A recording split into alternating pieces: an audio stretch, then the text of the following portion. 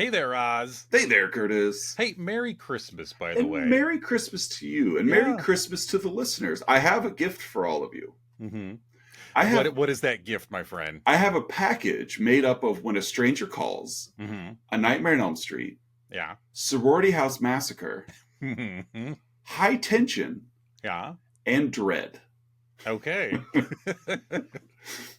This week we're going to be watching Black Christmas.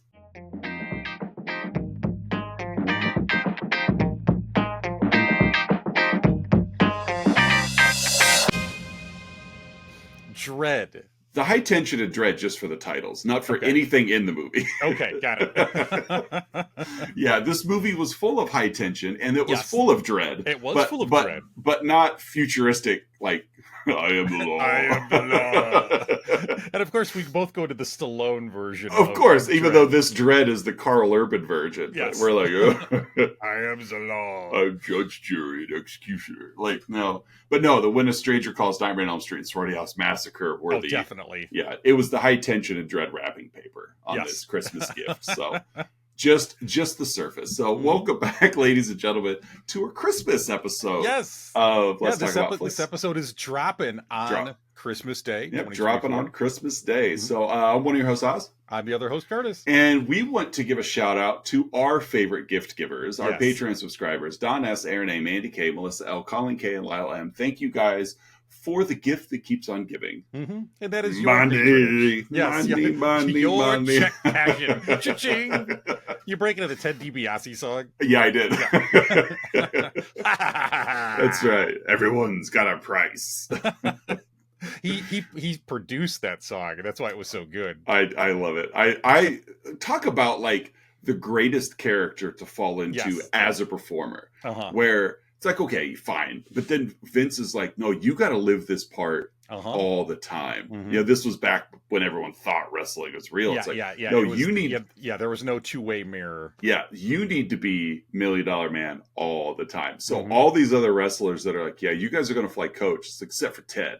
Yeah, Ted, you're flying first class. Or you got a limo. You got pockets of $100. Like, oh my god! Like, talk about like I'd rather not, Mr. McMahon. No. You are staying in the penthouse. You are the $1 Million Man. People need to believe that you're like. What a great gimmick. He was a good worker in the ring. He was. He was a great heel. Great heel.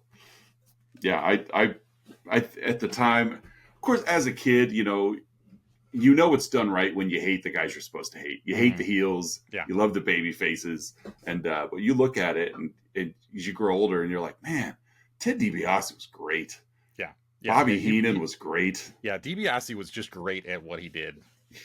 Yeah, he really was. He was like a B+, A- lister. Right. But you could plug him in where you needed to. If you needed Macho Man to have a foil, Ted will do it. Yep. You know, he was great at putting over the good guy. Exactly. Which I think those are the heroes of professional wrestling. You know, not the big brutes of, it's like the more and more you learn about Hogan, you're like, oh God, that guy's the heel of the entire organization. But it is what it is. So I really like this movie. It is. We're talking pre-show. Yeah, this movie's 50 years old. Mm-hmm. Yeah, 50 years old this year. Yeah. Black Christmas, directed by Bob Clark. If you're not familiar, listeners, with who Bob Clark is, Christmas Story, Ralphie and the Red Ryder BB gun. Yep. He directed that movie. And if still not, everybody's heard of Porky's. So Porky's and the Porky's sequel. But Bob Clark's been in the game a long time. I believe did Bob Clark do the Baby Geniuses movies as well? I believe so. Yes, he did the Baby Geniuses movies. So clearly, cream of the crop all throughout his career. There's never a down note. I like to think of A Christmas Story as a spiritual sequel to Black Christmas. You can see it, yeah. That house got emptied out, and then Ralphie and his family moved in. It wasn't the Bumpus Hounds that were eating all the turkey either. It was the killer. It was the moaner. Exactly, it was the moaner.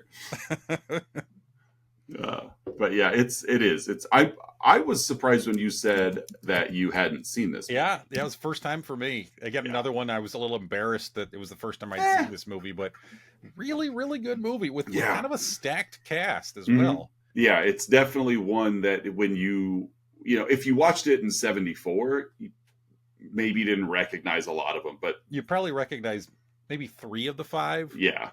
But then a lot of them graduated to solid Yeah. careers. Hmm. So That yeah, they did. it is a good one. You've got the characters of this movie. Yes, yeah, it's your week to lead, so I'll take the cast.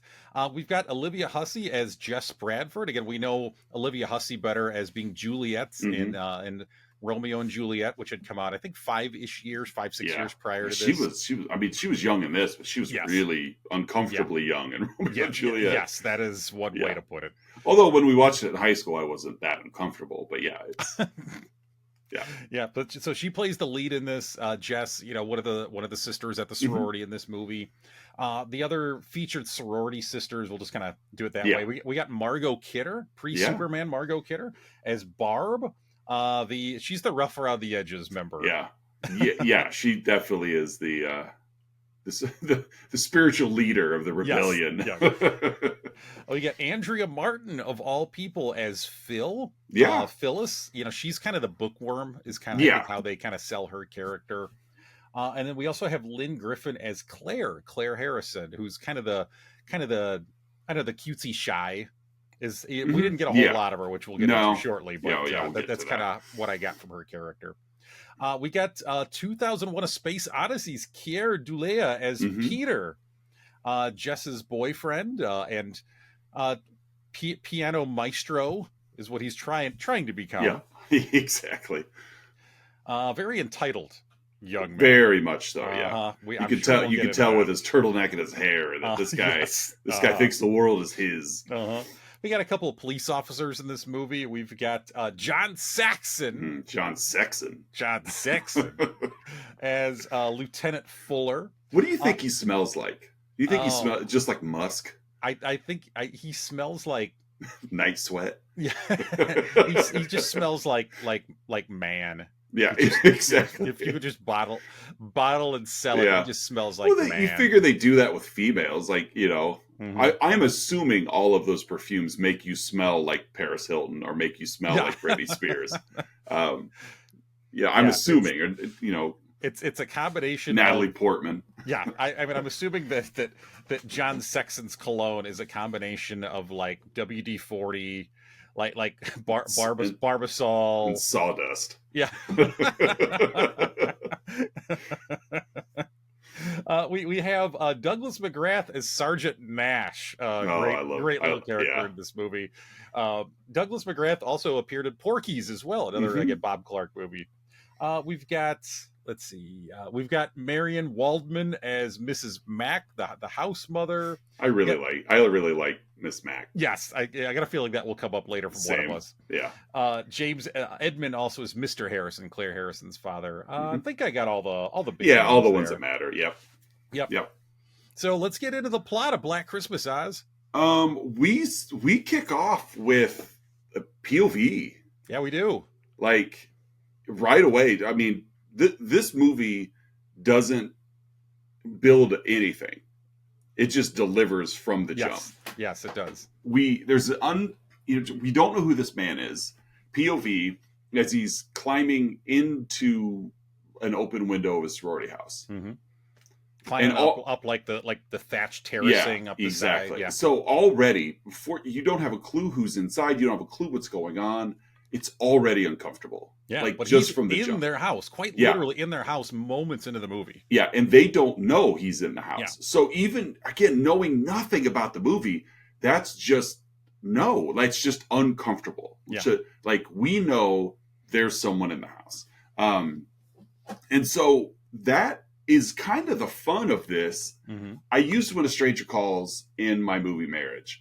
Yeah, that was I would have been shocked had you not used that movie. And the fun of that movie, especially that really is just the opening scene. The rest of the movie's a real drag. I've seen the movie. I thought the whole movie was the strangers calling from inside the house. No, that's just the opening scene of the movie. in the Stranger Calls, then they capture the movie, and the rest of the movie is like a courtroom procedural. It's kind of disappointing to be like, oh, okay, I didn't think it was going this direction. But see, in that movie, we don't know he's in the house. In this movie, we do from the jump that there's somebody in the house. Now, we don't necessarily know all the connections are tied together, but we know that there's an unnamed person that just entered this home. Mm-hmm. Well, it's a sorority house. Christmas party going on. Very shortly after this person sneaks into the house, the phone rings. Jess answers, hello? Yeah. Hello? It's Paul Rubens on the other end. I changed my voice a little bit because I don't want to yell, but she gives two very like nervous hello, mm-hmm. and then yells hello, and proceeds to answer the phone in that way the entire rest of the movie. Every time it rings, hello. Well, I mean, to her credit, though, like this, they established pretty early that this is not the first time. Exactly, and that's where I was getting there. This is a common occurrence. So an obscene phone call, very obscene. Yeah, like we're talking Linda Blair when she's in mid-exorcism kind of language. Like it's very uncomfortable to listen to. I'm just thankful that when they filmed the movie, like those lines were not read over the phone. They dubbed them in later. I read that as well. Yeah, they posted that in. Yeah, thankfully, because it's like, oh man, you shouldn't, even if you're acting, you shouldn't talk like that to people. And so it's, again, another occurrence. It happens often enough. They've nicknamed this person the Moaner. I think it was Mona from Who's the Boss. It was Mona. Mona. She talked that way. Yeah. And so, Jess answers the phone. Jess is uncomfortable. And then, as usual, Barb comes to save the day. Mm-hmm. Barb being the Margot Kidder. Fast talking. That's right. Pack a day. It was interesting. I don't know how she did it, as she had a drink in one hand, the cigarette in another, and still held the phone. Yeah. That's how she is. She just walks around with a bourbon and a smoke all the time. That's really all she did the whole movie. Yeah. And then eventually she passed out from said bourbon. Yes. And so she gets on the phone and she just starts giving it right back to him. Yeah. And and apparently it's a speakerphone, first ever. Yeah. And she's holding the receiver out to the group, and they all can hear what he's saying. And so it's just, he's going at him. He's being extremely vulgar. Yeah. Barb's giving it right back to him, and then right before she hangs up, he just says, "I'm going to kill you." Yeah, like he uses different voices and it's real, screechy, high pitched, just weird kind of. Yeah. But then at the very end, he goes into what I would assume is his natural speaking voice, and just goes, "I'm going to kill you." Yeah, I'm going to kill you, and that freezes a lot of them. Yeah, including Barb too. Yeah. It's just these calls had not graduated to that level, and they just did, and of course we're there for it. So I really do like that about this film is there is a world that has been building before we joined in. Mm-hmm. And so we didn't see the first call from the Moaner. It's like we hop into where this relationship is established already. Yeah. So Claire is pretty upset. She's got plans. She's leaving the mall. It's Christmas. I mean, they're leaving for break. It's college, etc. All these done. Yeah, all these things are just normal, expected behaviors. Claire's pretty rattled by this. I'm going to go upstairs. I'm going to pack my suitcase because my dad's picking me up tomorrow. Like. I'm going to go do that and go to bed because I need to take my mind off of this call. As she is doing that, she is attacked. A man pops out of her closet with plastic bag, throws it over her face, and she kills her. Like really tense. Hot tension. Yeah, Scene there where like there's. In the closet, there's a garment with the the clear dry cleaning bag over it. And at first, you see the killer's perspective looking at her through the dry cleaning another bag. POV from this guy. Yeah. Oh, it's so well done. Like just thought out. Kind of a fisheye lens effect too. Yeah. And then he attacks Claire, and like I said, strangles her, she suffocates, and then he drags her up to the attic, which is kind of his home base, takes her up to the attic and just leaves her in the chair. Like, she's dead. And we see her a lot in the movie. They cut back to her several times. As she's, he just puts her in a rocking chair by a window. But again, your normal everyday behavior, you're not going to look up at the porthole window of the attic of the sorority house. Like, if you're going to look at any window of the sorority house, it's not going to be the porthole. Margot Kidders. Do you think the killer was actually John Cryer from Hot Shots? I know it was John Cryer from Hot Shots. Fisheye and walleye vision. Just blinks a lot. It really explains a lot. It does. You've never seen John Cryer and the intruder in the same place at the same time. By that logic, it's him. It's him. Walleye vision. And so next morning, Claire's dad arrives as he's supposed to. He was going to pick her up at the train station. She wasn't at the train station. So he comes to the sorority house, and Miss Mac is, I'll help you look for her. Like, she was here last night. Like, and I love the relationship with Miss Mac and the girls. Like, it's obviously, I've never lived in a sorority house, so I don't even know if they have house mothers anymore. I have, if you know what I mean. I will say I live there, but I sure stayed a lot of nights. But it's like, I don't... Knocking patiently at the door and then walking away, Sam. Well, you stayed with the house mother. That's the only way you got to stay. Somebody had to take care of her. She takes care of so many others. And so, but it's like, I don't know if sorority houses have house mothers anymore, but Hollywood says they do. If sororities still have house mothers, comment below. Yeah, if you're a house mother listening to this, let us know what it's like. That's our biggest demo. 50 something sorority house mothers. Exactly, with cats. With big white fluffy cats. And so Miss Mac, I'll help. She helps Mr. Harrison look for Claire. Of course, Claire's nowhere to be found. Nope. And fun little scene is Claire's dad is built he's wound tight. Yes, he's wound tight, and you get the feeling anyway that he just looks like a professional conservative, like just somebody who's, I'm here to pick up my daughter. Yes. Where is my daughter? And of course, Miss Mac lives in a sorority house, so she's probably a little bit more liberal minded in things. Lets a lot of stuff go because they're growing. So it's fun. I didn't send my daughter away to chase boys and drink. Yeah. Barb's parents did. Yeah, specifically, just go drink and chase boys. It's like revenge. It's like in Revenge of the Nerds, where they take Worms there to school, and he's like the 14-year-old prodigy, and they're just like drop him off, and like go meet a woman. And so, but it's this fun little scene. I'm kind of proud of myself that I remembered his name. Yep, Worms. This is Adams College, though. It's true. Yeah, it's true. Just around the corner, the Trilams are. Yeah, this was the sorority was the Omega Moos. Yeah, this is the Omega Moos. These are the ones that didn't get invited to the Trilam Halloween party. Yeah. So, no, just a fun scene as Miss Mac is like trying to hide like a peace poster with naked people on it. She's just like trying to save face for Claire and the sorority, in front of Claire's dad.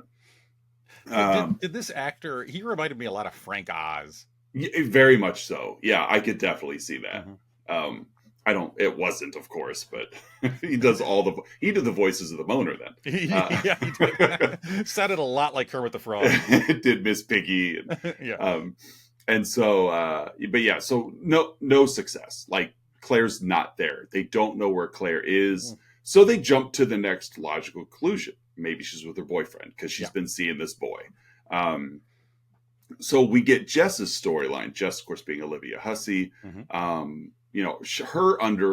through line is, she's pregnant. Yeah. And Peter, her, piano maestro boyfriend, is the father. And Jess is like, no need to worry. I'm just letting you know I'm going to have an abortion. Yeah. You know, like I'm not ready to be a mother. This wasn't planned. It's fine. Mm-hmm. Peter, being the very entitled control freak, you know, Uh-huh. you get the idea he probably comes from wealthy family. Yep. No, you're not. I don't approve of that. Well, he's been preparing for this huge like piano recital, right? And he even told her at one point, like, I've been in this room in this conservatory for 4 straight days practicing. Yeah, right. Yeah, and disappointed in her of like, why'd you drop this on me now? Yeah. You know what I'm preparing for. Mm-hmm. You know, why? How could you do this to me? And she's even like, I wasn't even going to tell you. Right. Yeah. Like, I was just throwing you a bone here, you know, like you threw me. And it's fair. You sent me the joke swap yesterday. I did. I sent you the SNL joke I did. swap, I watched that like 3 times. Oh my God. I cried every time. Oh, it was so fun watching those two get at each other. And so, yeah, that's Jess's storyline. So Claire, we know Claire's dead. Nobody else knows Claire's dead. Mm-hmm. Jess has her storyline with Peter that she's pregnant and she's going to get an abortion. He doesn't agree with it. Meanwhile, he wants to get married. Right. Yeah, exactly. Yeah, he's like, let's get married then. Like, that's the only logical thing. At one point, I just recalled the night prior, she had called him and said, like, hey, I need to catch up with you. Mm-hmm. And he ends the call by saying, I love you. And she gives the, I know. Yeah, definitely. She's not feeling Peter anymore. Mm-hmm. So we've got, so Jess has told her boyfriend what's going on. And we know Claire's gone. So Claire's dad has kind of teamed up with Barb and Phil. Yeah. Because they're also like, we saw her go to her room. Like, we know. They're worried about their friend. Yeah. So they go to the police station and they talk to Sergeant Nash, who is the worst possible cop you could talk to. He's always 5 minutes from his break. Yeah, exactly. Sergeant Nash is the one that he's going to have toilet paper tucked into his shoe, kind of. Yeah. Mm-hmm. But he's the desk sergeant, and so there where our friend is missing. Well, how long she'd been missing? It hadn't been that long, but it's still enough that it's not like her. Well, maybe you should, check her boyfriend, and so like, well, yeah, she's probably shacked up. Exactly, it's like just pushing it off. Like, it's probably with her boyfriend or whatever. Yeah, and so he's like, well, if we find anything, we'll give you a call. Well, Barb being Barb, gives him a phone number where the exchange is a sexual related term that he doesn't even grasp. No, he has no idea. No clue. And so rhymes with ratio. Exactly. Yeah. And and so like Nash again, he's just not taking him seriously until Claire's boyfriend comes in later, because Barb and Phil then go to Chris and we're like, hey, we've already been to the police. Of course, I get the feeling Chris is probably like a local. Yeah, he kind of gives towny vibes. To where like the cops kind of know who he is just because he's grown up in town or whatever. I'm the goalie on the hockey team. Exactly. You're going to take me seriously. And so he comes barging in to the police station because again, he was Nash's scapegoat. She's probably shacked up with her boyfriend. Well, when the boyfriend shows up, he's like, nope, you're wrong. You got to do something. You can't just push this off. We've got to do something about this. So they listen to him because he's a man. Yeah, that's really the vibe that you get there. Yeah. Oh, a man is here, a local man. Yeah, exactly. He's much more credible. It's like when the kind of pencil pusher dad and sorority girls show up, they're like, whatever. He's not manly enough to tell us what to do. But Chris raises the volume, so we got to listen. He talks to him. louder, and he uses a stick in his sport. That's true. So they do. They put a search party together for Claire. Mr. Harrison. We get this. It's not really another storyline, but we get another crossover where a mom is also at the police station because her like 14-year-old daughter's gone missing. And so now there's enough stuff going on that the police are like, okay, we should probably look into this. This like teenage daughter was last seen like walking through this park. Yeah. Which the park is like adjacent to the sorority house. Like it's right there. It's right there. And so search party's looking through this park. They're looking for Claire. It's like freezing cold. Like it's so distractingly cold that Barb and Phil aren't even looking. They're just huddled around like a dumpster fire. Yeah. And so Chris is there, the boyfriend, Claire's dad, Mm-hmm. like they're looking for, they're canvassing the area. Like, let's see what we can find here, because we have 2 missing people now. Meanwhile, as they're doing the search party, Miss Mac, she's got plans. She's going to go see her sister. Mm-hmm. Like it's Christmas break. Like everybody's going to scatter. Family. Yeah. Yeah. So when these people disappear, it's curious, but it's expected at some point too. Mm-hmm. Like they were planning on. So Miss Mac's going to go see her sister in like Phoenix or something. I don't know. Tucson, probably Duluth. Walla Walla. Exactly. Great Outdoors was on the other day, and I just laughed when he's I've been to Duluth t-shirt. Yeah, the shirt. I've been to Duluth. And so Miss Mac goes up to the attic, like to get her suitcase or whatever. And while she's up there, she sees Claire's body, mm-hmm. and she's not even like fully up the stairs yet. Like their attic is one of these like waist up. Yeah, these attics are like climb the ladder, like push the mm-hmm. trap door open kind of thing. So she's like half up. She sees Claire's body, still with plastic bag wrapped over its head. Whether the cat may have even been in Claire's lap, I don't know. And she then kind of looks to the side, and there's the killer mm-hmm. in shadow. Like we don't see who it is. And he like swings this like crane hook at her, a la like mm-hmm. like Karate Kid Part 2, when they're in Okinawa and he's learning the how to dodge the crane hook. We don't see it, but she gets yanked up into the attic. So he swung this thing at her. I'm imagining it probably caught her right in the head. Well, I think from the perspective you got, that's what it looked like, is that it was coming right at her face. Yeah. And then she gets drug up into the attic. But again, she was leaving to go see her sister anyway. Mm-hmm. So it's more, I wonder what happened, than it is, where are they? Yeah. Really cool, as like, because you hear the like the squish sound of the hook hitting meat. Yeah. And then it cuts back to her like waist and legs, like kind of still dangling down mm-hmm. from the ladder, and then just yanks her up. Yeah. It was with some force. Yeah. So Jess is still in the house. Like Barb and Phil are out with the search party. Mm-hmm. Of course, Claire's dead in the attic. Miss Mac's now dead in the attic. Mm-hmm. Jess is still at home. Phone call. There's another phone call. Jess answers it. Hello. Yeah. And hoy hoy. And it's, of course, very obscene. Yeah. But there are some speech patterns and some sayings dropped into this one mm-hmm. that are things that she has said to Peter. Yeah. About the baby and abortion and things that Peter has said to her. Yeah. To which obviously we're sitting there like, it's Peter. Like it's gotta be Peter. It's gotta be Peter. And so she then files a police report. And all this is stacking up. And so John Saxon shows up, because now it's like, all right, now it's time for the big boys. Like Nash couldn't get the job done. And of course, John Saxon, Lieutenant Fuller, he's been part of this anyway, but he's like, okay, clearly there's a problem here. We got to tap the phone. Like, we got to find out where this person's calling from. We got to tap that phone. Of course, this is 1974 phone tapping.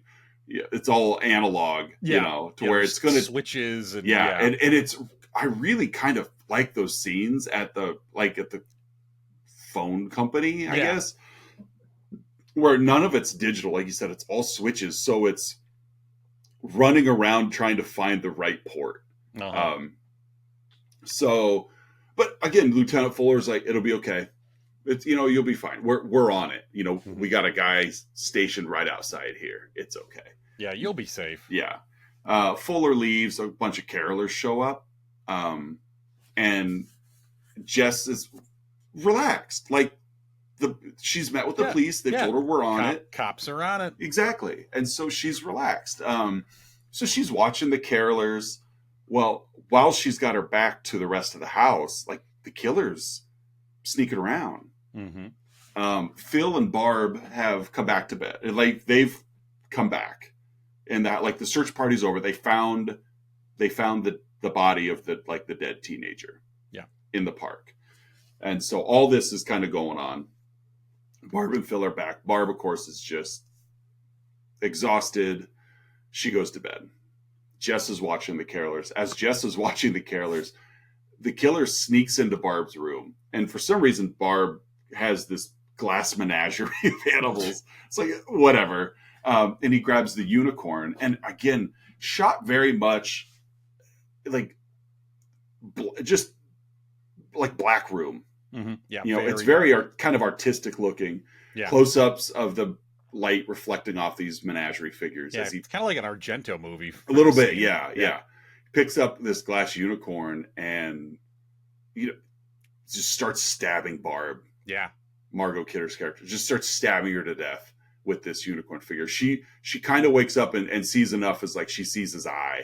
Yeah. And she starts crying out for help, but these carolers are singing. Yeah. So Jess is just like there with her hot cocoa, just appreciating the music. Mm-hmm.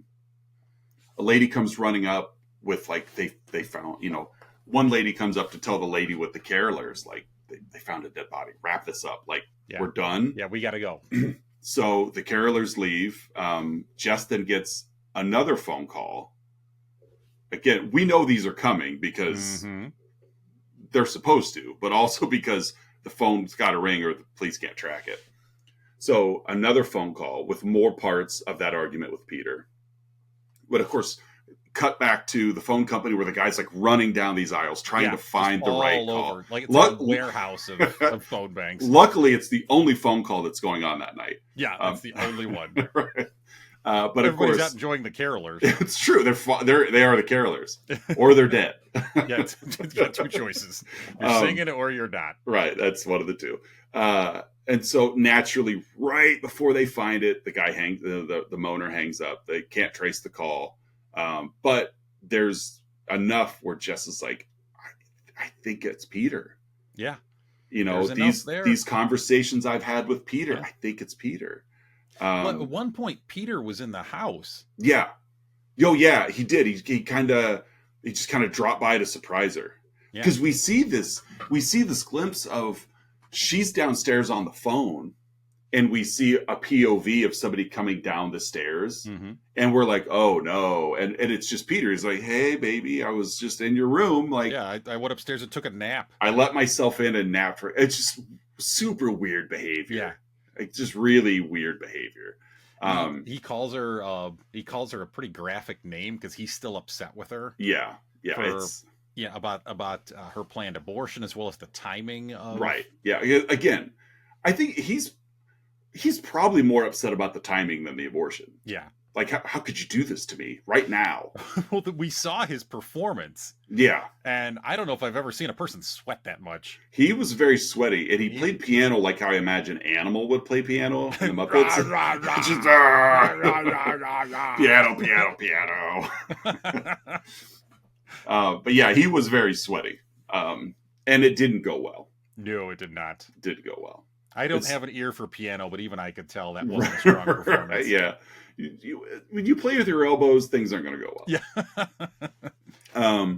And so, but here's the thing. Jess and Phil know Barb is asleep. Mm-hmm. Like, I'm going to go to bed, guys. Okay, so they're like, we don't want to bother her. Yeah. And so Jess and Phil decide we need to lock everything up. Yeah. Like, that's just the smart thing to do. Because up to this point, we don't lock any doors or windows of this place. No, none whatsoever, despite all the threatening phone calls that we're receiving. All these phone calls and a house full of attractive female college students. Mm-hmm. What could go wrong? It's Canada. Yeah.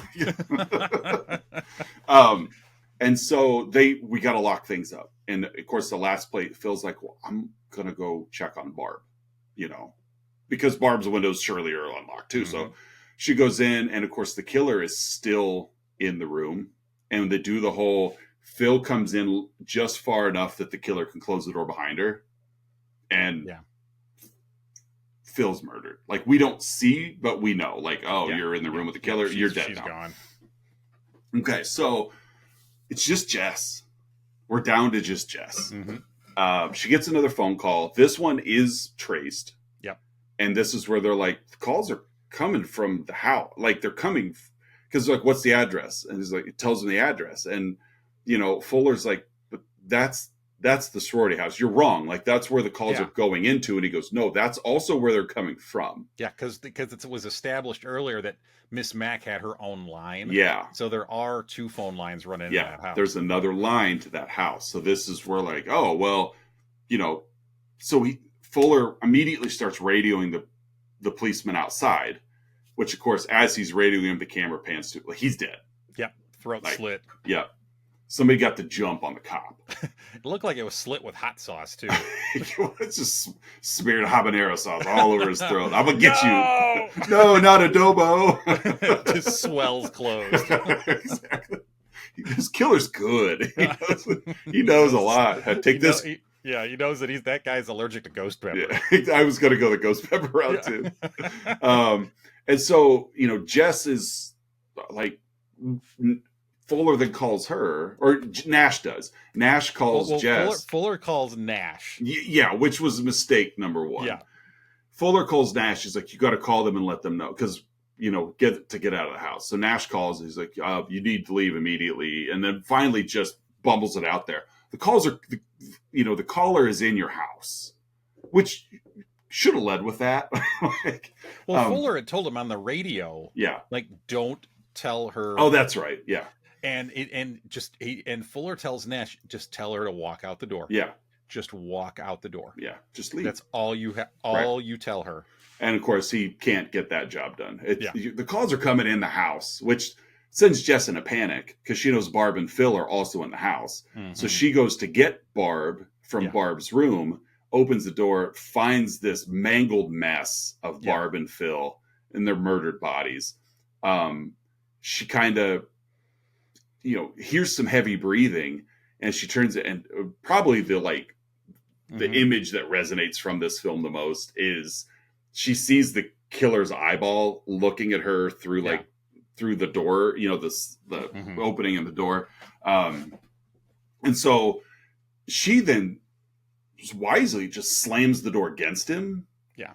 And, and takes off, because he's in the house, but she can get away from him. Yeah.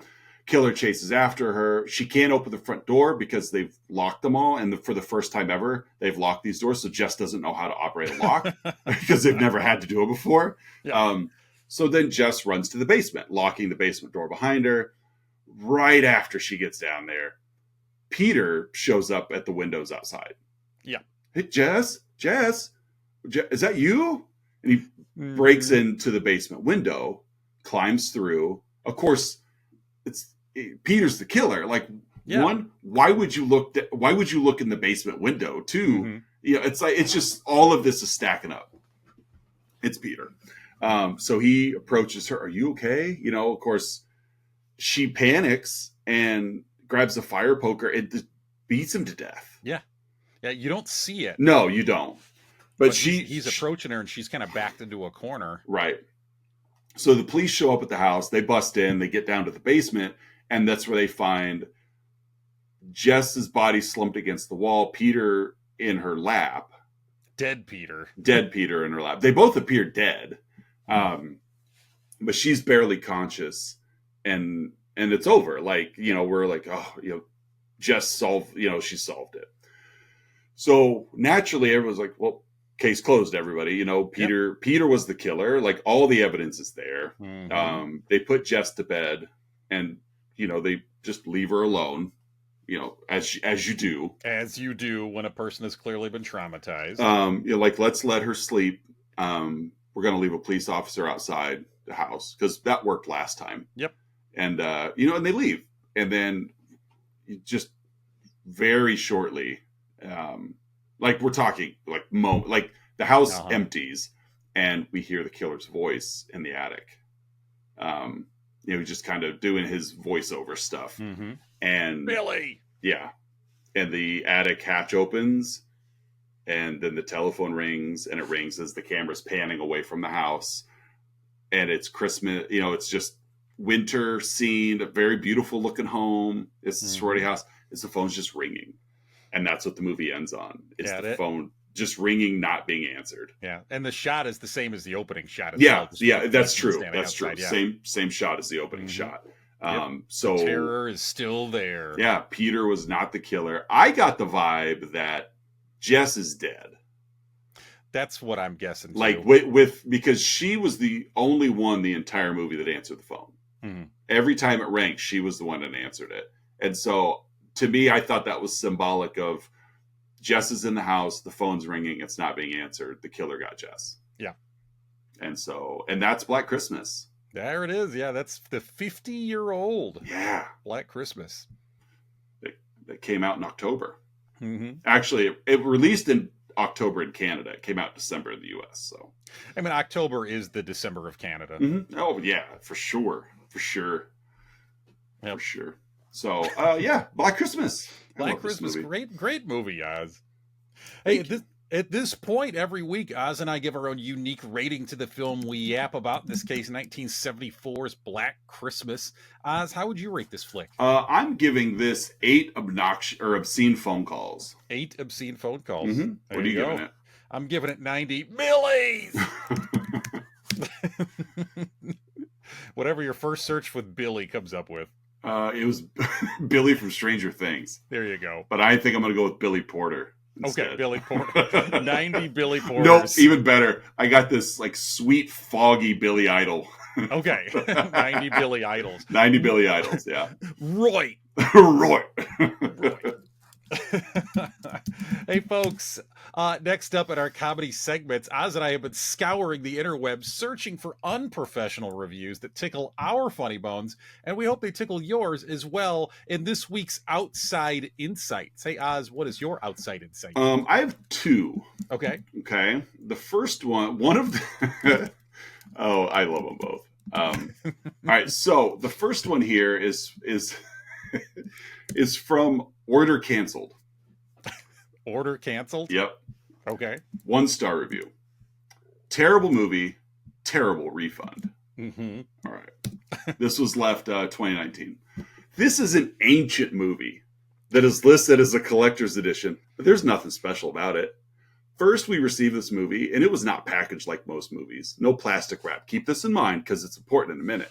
Yeah, we did watch it, and it was horrible. No plot, no conclusion to the story. It made no sense at all. After realizing there was nothing collector about this edition, we wondered why this old turd was $25.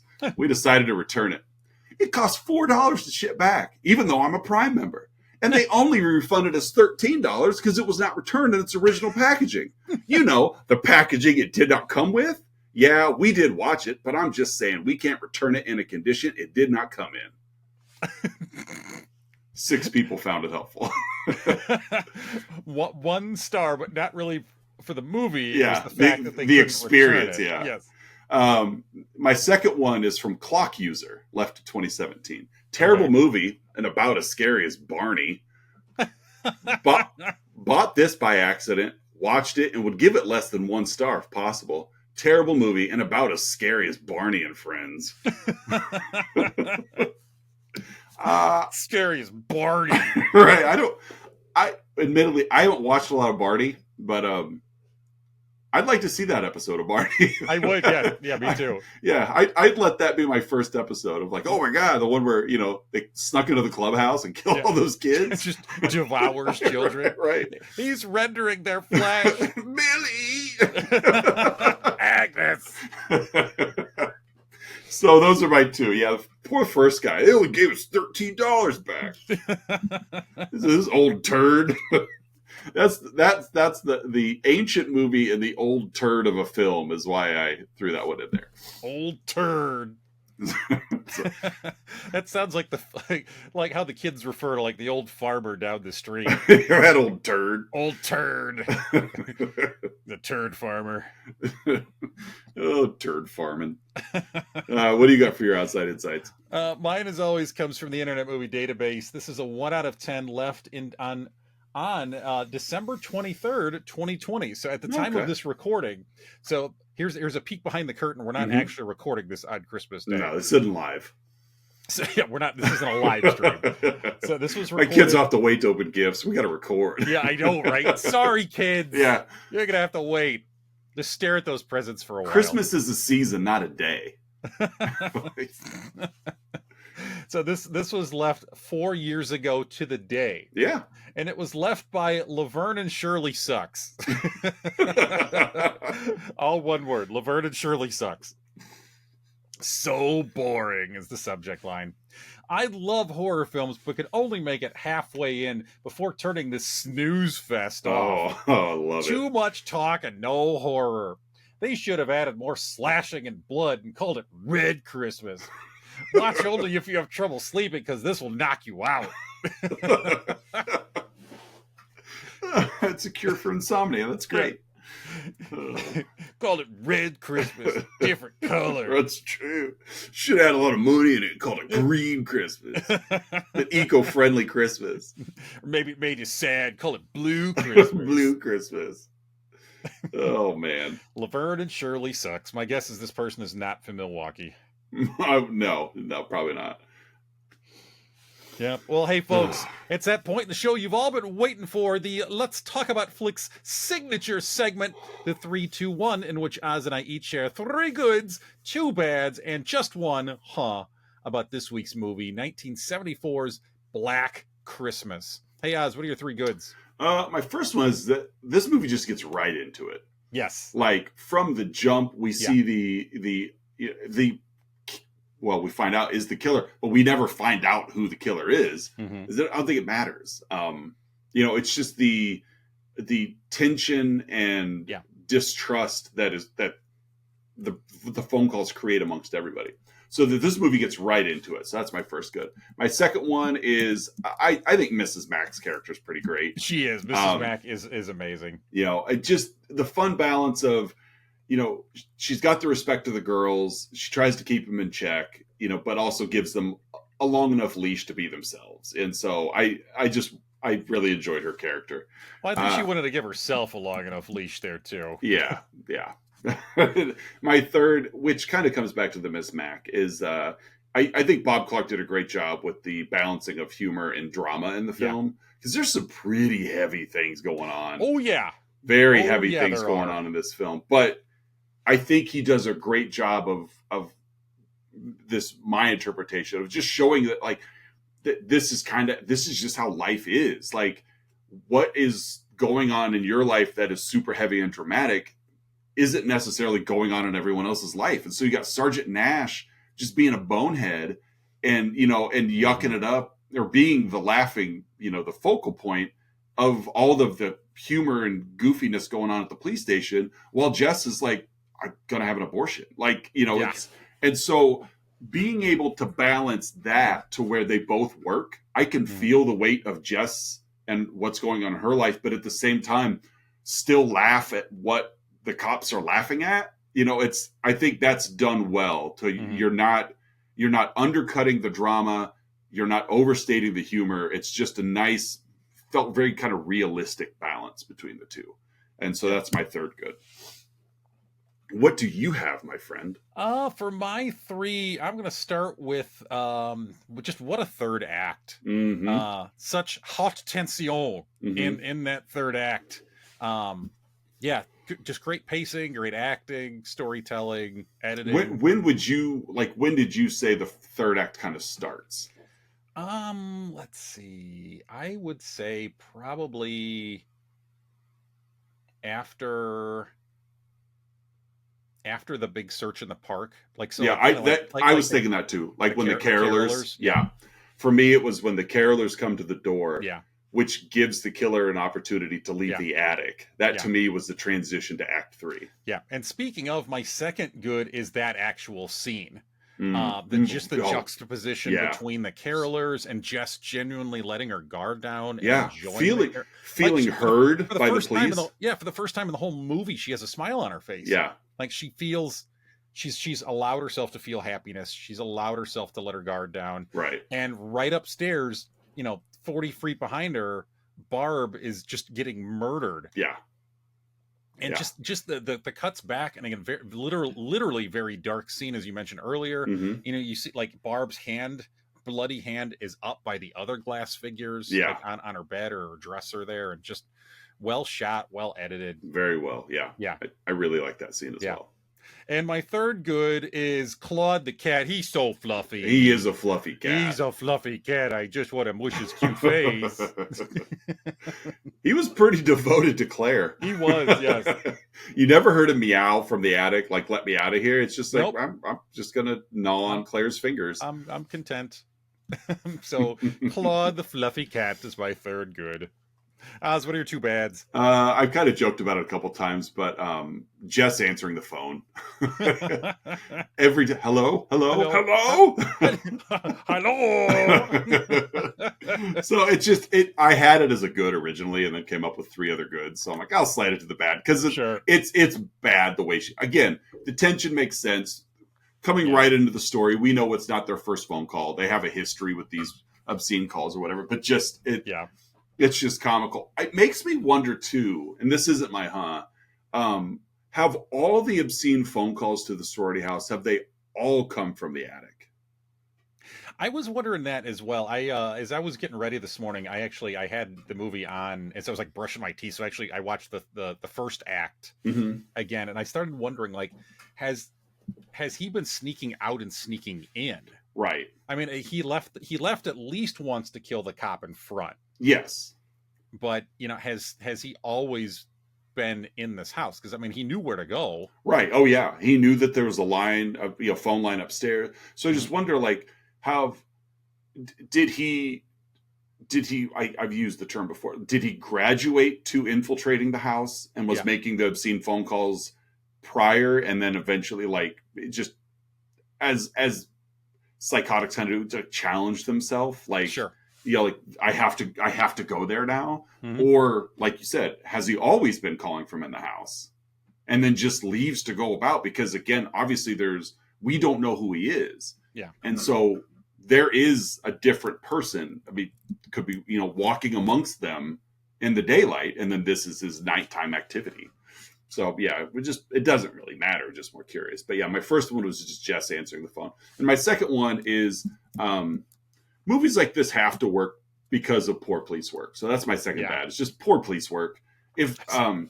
But with that, like, I won't say that anything they did along the way was the wrong thing to do. They stationed a cop outside. We put a tracer on the phone. Like, eventually they took them serious, and then but they just got outsmarted. And kind of like I'm not going to go into it as deep as I did pre-show, but like these guys, these police officers and detectives, they weren't dedicated to solving this crime. They wanted to solve it, but they didn't want to go that extra mile to, we're going to station a police officer in a car outside the house. Why don't you put him in the house? Yeah. Like, the phone calls are coming into the house, like, bring the cop inside. Yeah. Like, there's things that could have been done that weren't done, and I chalk that up to just poor police work. Well, and I'll mention, this is actually one of my possible huns, is after, they got Peter and everything at the end, they still had not found Claire's body. No. They did. You'd think that they would look in the entire house, right? Right. Right. I almost had that as well, because, again, they cut to the attic. We see Miss Max still dead. We see. I did read that, I guess there was a line of, like, there was another, like, division on the way that does the whole house. Like, they'll be the one that check every nook and cranny of the building. But still, like, you guys just abandoned ship. Like, well, we got a body. Must have been him. Case closed. And again, just comes up to that whole, I don't really want to work harder than I have to. Yeah. Just, if the crime gets solved, apparently it did. Thanks, Jess. Yep. Took care of the heavy lifting for us. Boy. Great job. All right, let's get a beer. Like, so yeah, that's my second bad. Yeah. All right. My first bad, although it's played for yucks, Mrs. Mack has a legitimate drinking problem. Yes, she does. Like, I understand it's played for humor, but like, if you were to take a step back and actually put yourself in this movie, she's got a real drinking problem. Mm-hmm. Like, she has booze hidden around the house. She hollowed out a book. Right. Like the Encyclopedia B for booze. I would say her drinking problem is worse than Barb's. Because Barb, does she have a problem? Probably. Is she trying to hide it? Not at all. Like, no. Yeah. I mean, she's got one hidden in the back of the toilet. Yeah. Like, Mrs. Mack has some issues. Yeah. Like, I get sometimes I get the feeling there's a little bit of Arrested Development with Miss Mack. I think so. Like, she still kind of sees herself in her heyday in her 20s. I get that vibe a lot. I got that vibe a lot in college from complex directors, and it's not all of them, but enough that I'm like, what kind of glory days you're holding on to here? Yep. Where's the line? Yeah. Like, some were great, that I never got that vibe at all, this is the profession I want to be in to help shape lives. But there were some that were like, yeah. So, but yeah, I'm with you. She's got a drinking problem. She's got a drinking problem. so that's the first bad. And the second bad, and I'm going to tackle the big one here. Peter's reaction to Jess. Yeah. That was, it was awful. It was disgusting. It was selfish. Mm-hmm. It was misogynistic. Like she says, I'm pregnant. I want an abortion. And like, his first response is, great, let's keep it. Let's get married. Mm-hmm. And then she's like, no, I've already decided. I wasn't even going to tell you. And then he's like, you're being selfish. Right. And, yeah. You're being selfish. Again, I don't think either of us are fully equipped to tackle this topic head on. However, I will say, is the father allowed to have an opinion? Yes. Yeah. However, he's not the one carrying the baby. Right. It is the mother's call. Mm-hmm.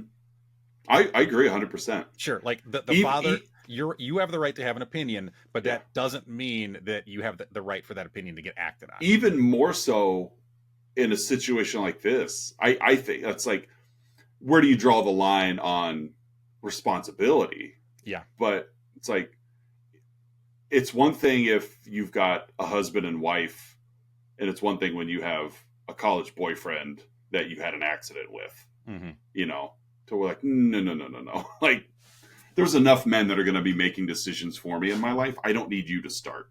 Yeah. And like, just his entitlement. We've used that word with him a couple of times. Just, who are you to tell me that my opinion doesn't matter, kind of thing. And, Peter's not a good person. But I think they did a great job in this movie of making sure they painted him the obvious killer. Yeah. To then pull the rug out from under us and be like, ha, it wasn't Peter all along. Like, this just shows how awful Jess's life actually was. Yeah. It's like, I got one guy trying to control me and one trying to kill me. Yep. It's like, oh, that's awful. Yeah, but you're 100% correct. Like, so yeah, just his reaction to that, and Peter's not a good person. Mm-mm. Yeah, which you don't blame Jess then when he's like, "I love you," and she's like, talk to you later." Yep, I know. Yeah. Mm-hmm. So that is my second glaring bad. Yeah, very, very well put. Yeah. So hey, what's your I think this is a very glaring which goes to poor police work. Why would you leave Jess alone in Murder House? Yep. Wasn't she sedated too? She was. Like, at the very least, you'd think there'd be medical personnel there. Yeah, somebody. Not law enforcement. But there, for some reason, are just so terrified to station anyone in the house. But yeah, they just like, the whole entire police force and medical team were there. Don't call an ambulance. Just lay her in bed. She'll be fine. She's sedated. She just needs rest. Yeah. Are any of you doctors? No. No. None of you are. And you haven't even secured the premises. No. You're just like, well, okay, we'll leave a policeman outside. For what? Yeah. Like, maybe put him by the door. Yeah, what good is that? Like the door of the room. Yeah, exactly. Let him. I don't care if he lays in bed with Jess. Like, just oh my. But that's the one thing. I almost had it as a bad, but it was enough of a question of this movie's pretty tight. Yeah, I mean, it really is. It's.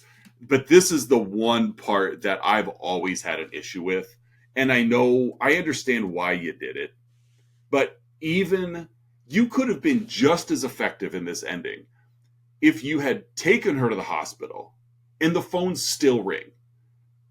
Like, the point you're trying to get across is you didn't catch the killer. Yeah. That's the point. You could have still taken Jess from the home and not shown the killer and still had the same ending, the killer calling the house. Mm-hmm. Because clearly he's out of his mind. So rational thought is not in this killer's repertoire. So calling an empty house would have been... I would have believed that's something the killer would have done. Yeah. You could have had this entire ending and still made the right decision on Jess's behalf. Yeah. But like filmmakers, not police. But the filmmakers choosing to let's just go ahead and evacuate the entire medical team, the entire police force, and leave Jess alone. And vulnerable. Because at this point, we don't know that the killer's still there either. We think it's Peter. Yeah.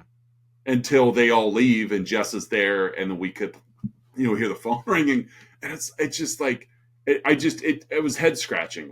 There were bad decisions made by the police in this movie, but this to me was like, I don't even think bad police would have made this bad of a decision. Way to go, John Sexton. Right.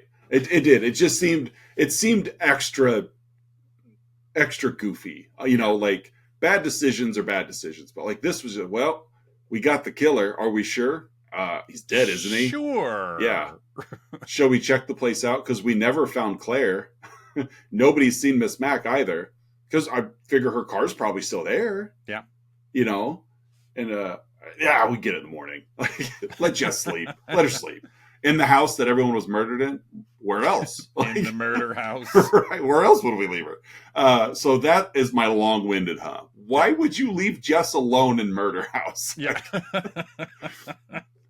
That was the alternate name of the movie. Yeah, that's actually word for word what I have as my Why would they leave Jess alone in murder house? Murder house. Not the murder house, no, just murder house. Murder house. Capital M. Capital Yeah, A, exactly. Murder. It's like Waffle House. Yeah. She'd be better off leaving her alone there. She would have been much safer in a Waffle House. Those places are built to withstand hurricanes. Yeah, there's still violence, so she felt right at home. Yeah. Just not attacking her. So yeah. What's your My I'm gonna give a quick backup Yeah. My backup is, do you if the front door is locked, is your next point of entry to just break the basement windows? Well, I thought she was home, so if Jess isn't at the front door, clearly she's in the basement. Yeah, hiding in the basement. Right. Because he's looking through the windows going, Jess? Of course she's expecting her to be down there. Of course she's down there. Yeah, so that's my backup, my actual one is why doesn't the killer use nasal spray or something?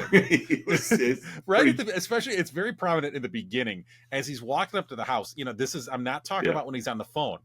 So it's just us and the killer. Yeah. And it's POV, and he's walking through the yard, and he walks up to the terracing, and he's just snorting and sniffling, and just a little nasal spray would help clear those sinuses. Yeah, maybe seasonal allergies. Yeah, maybe that's why he's so upset. He can't breathe. Right. He's gotta get his CPAP checked. He's not a heavy guy. No, the trellis wouldn't have held him.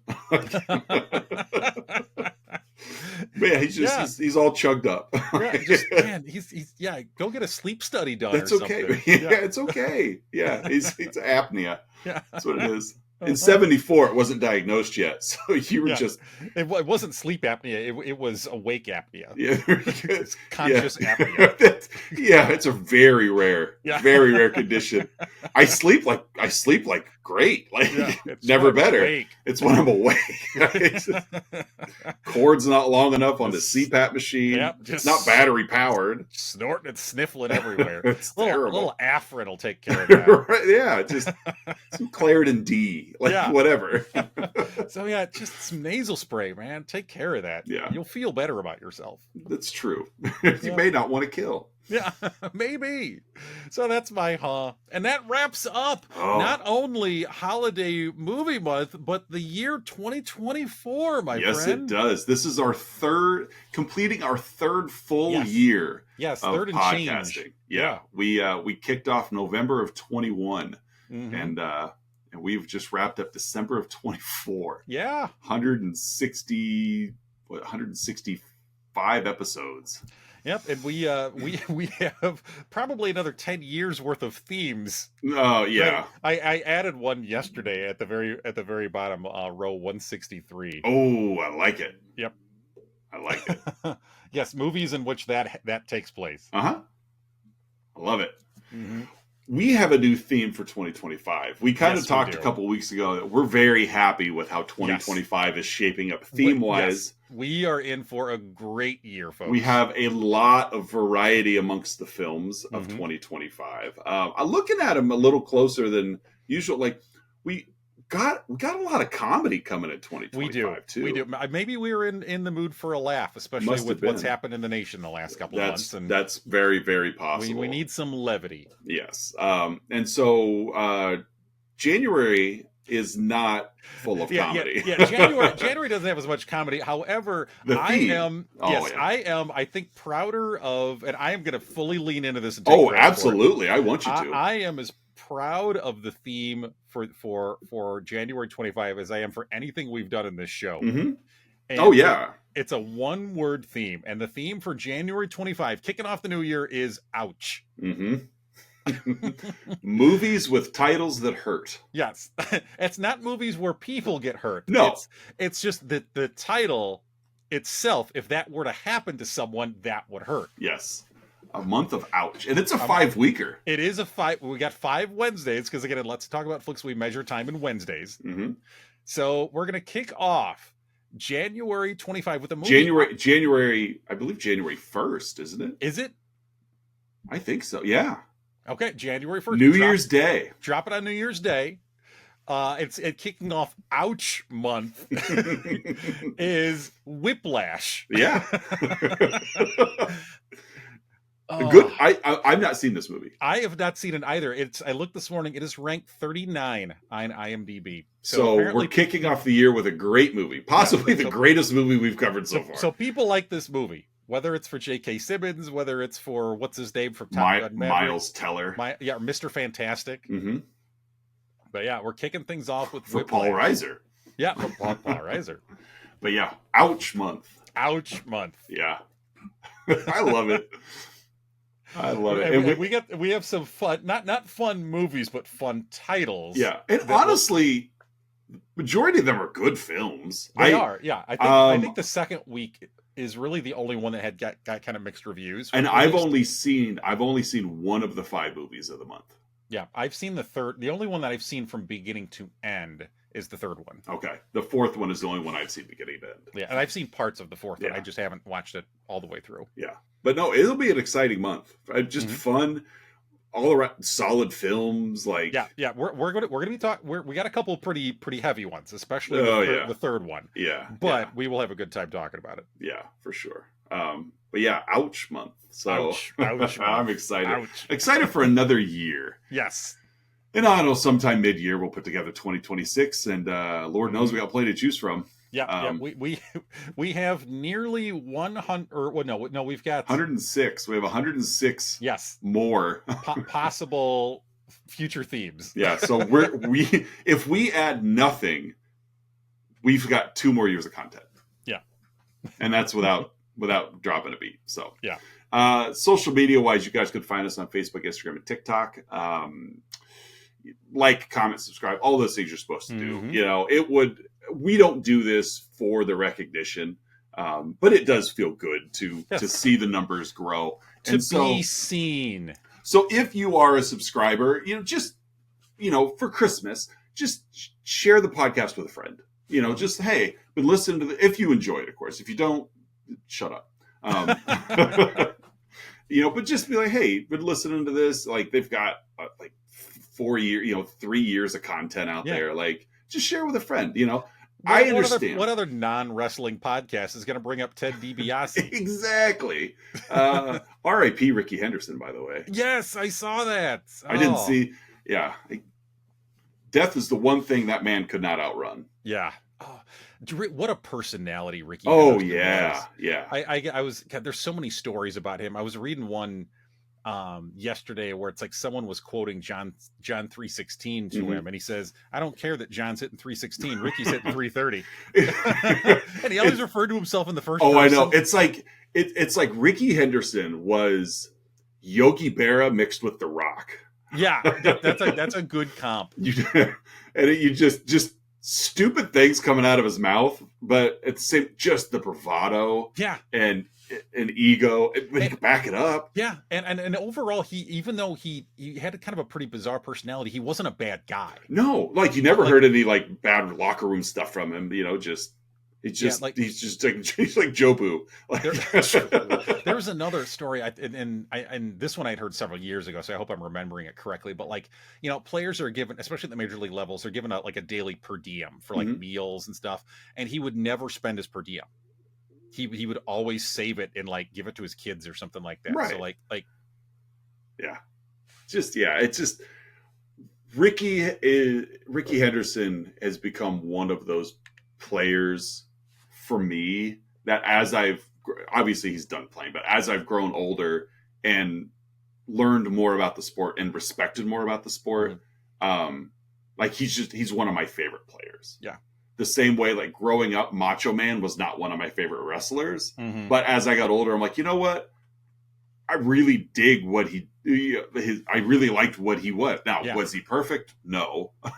That's Kurt Hennig. Yeah, that's true. But overall, it's like he dealt with a lot of garbage in his time and had to take a lot of back seats to a lot of egos. And he's still, Ricky Henderson, and his game has aged very well. Yeah. And it's not everybody remembers him for the steals, but that guy knew how to get on base. Oh, yeah.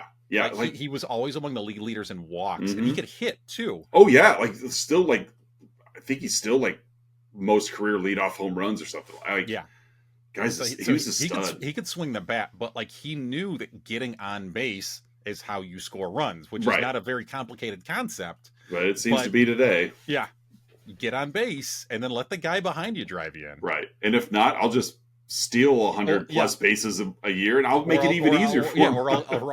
It's instead of having to drive me 270 feet, let's make it 90. Yeah, it's true. I'll take 4 balls and walk, and then by ball 3, I'll be on third. Yeah. So basically, that's all he's got to do is butt me in. Oh, Ricky Henderson was great. Yeah. Yeah, he's one that I when we get into playing like Xbox baseball games or something with my son, he's one. I use that as an opportunity when old time players will show up. Yeah, I'll talk about them. They'll have the 80s All-Star team. Yeah, and I'll share some of those. I'm not as insightful to baseball knowledge as you are, but I'll share some of those guys. Ricky Henderson was great. So my son he hasn't seen anything about him, but just as much as I've talked about him, he's a fan of Ricky Henderson. Yeah, just because. And so I love that of just sharing that kind of oh man, that guy was great. I'd much rather talk about Ricky Henderson and Robin Yount and and Wade Boggs than let's talk about Mark McGwire. Yeah. Okay. And yes. Here. Although Sammy Sosa, I did see he apologized. He has issued a formal apology. He did not say exactly what he did. Right. He said, "I apologize for mistakes I made."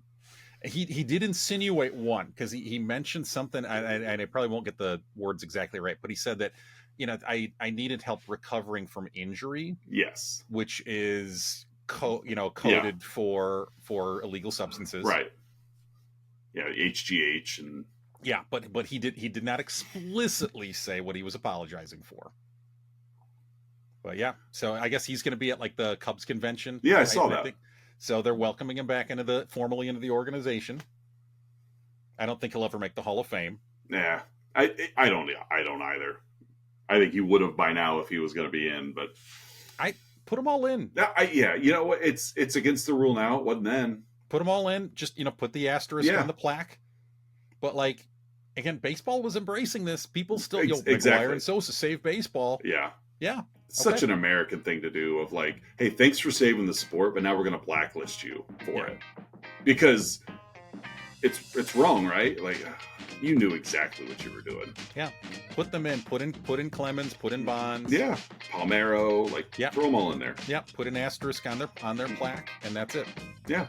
It's like whether they're in or not. Like, and the same with put Pete Rose in. A-Rod. Yeah, just put him in. It's fine. Like, nobody's forgotten them. Just put them in. Yeah, just make note, because it's basically a museum is what it is. Yeah. Treat it like a museum. Right. Just put them in. So, we'll be back next week with Ouch Month. With Ouch Month. As we kick it off with Whiplash for another episode. Yeah, ouch. That hurts. For another episode of Let's Talk About Flicks, I'm Oz. I'm Curtis. And we'll see you guys next week with Whiplash. Billy.